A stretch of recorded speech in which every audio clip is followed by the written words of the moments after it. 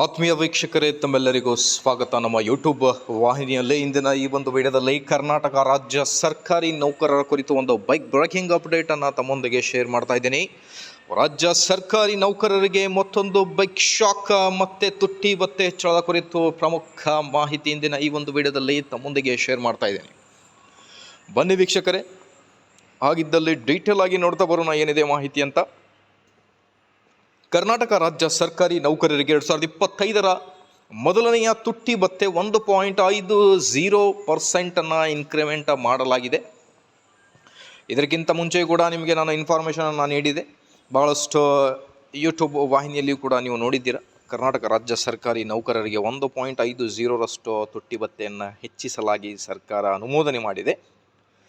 ಜನವರಿ 1, 2025ರಿಂದನೇ ಪೂರ್ವನ್ವಯವಾಗುವಂತೆ ಆ ಒಂದು ತುಟ್ಟಿ ಭತ್ಯೆಯನ್ನು ಜಾರಿ ಮಾಡಲಾಗಿದೆ.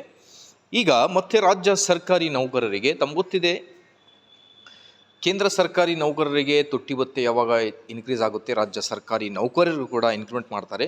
ವರ್ಷದಲ್ಲಿ 2 ಬಾರಿ ತುಟ್ಟಿ ಭತ್ಯೆ ಇನ್ಕ್ರೀಸ್ ಏನಿದೆ ಆ ಪ್ರಕಾರ ಈಗ ಕೇಂದ್ರ ಸರ್ಕಾರಿ ನೌಕರರಿಗೆ 3% ತುಟ್ಟಿ ಭತ್ಯೆಯನ್ನು ಹೆಚ್ಚಿಸಬಹುದು ಅನ್ನೋದರ ಬಗ್ಗೆ ಕೆಲವೊಂದು ಬಲ್ಲ ಮೂಲಗಳಿಂದ ಮಾಹಿತಿಯ ಪ್ರಕಾರ ಇದೊಂದು ಲೇಟೆಸ್ಟ್ ಅಪ್ಡೇಟ್ ಆಗಿರುತ್ತೆ ವೀಕ್ಷಕರೇ.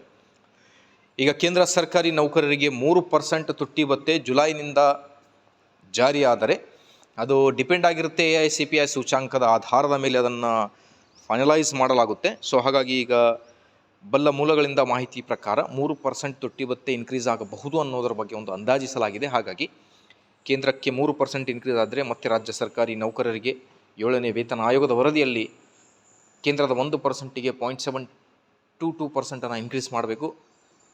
ಸೊ ಆ ಪ್ರಕಾರ ನೋಡೋದು ಬಂದರೆ ಮತ್ತೆ 2.4 ಅಥವಾ 2.5 DA ಮತ್ತೆ ಇನ್ಕ್ರೀಸ್ ಆಗ್ಬೋದು ಜುಲೈ 1ರಿಂದ. ಸೊ ಈ ಒಂದು ಆದೇಶ ಸೆಪ್ಟೆಂಬರ್ನಲ್ಲಿ ಅಥವಾ ಅಕ್ಟೋಬರ್ನಲ್ಲಿ ಬರಬಹುದು ಅನ್ನೋದ್ರ ಬಗ್ಗೆ ಮಾಹಿತಿ ಆಗಿರುತ್ತೆ ವೀಕ್ಷಕರೇ. ಇದೇ ಇವತ್ತಿನ ಬ್ರೇಕಿಂಗ್ ಅಪ್ಡೇಟ್. ಮಾಹಿತಿ ಇಷ್ಟ ಆದಲ್ಲಿ please like, share and subscribe. Thank you.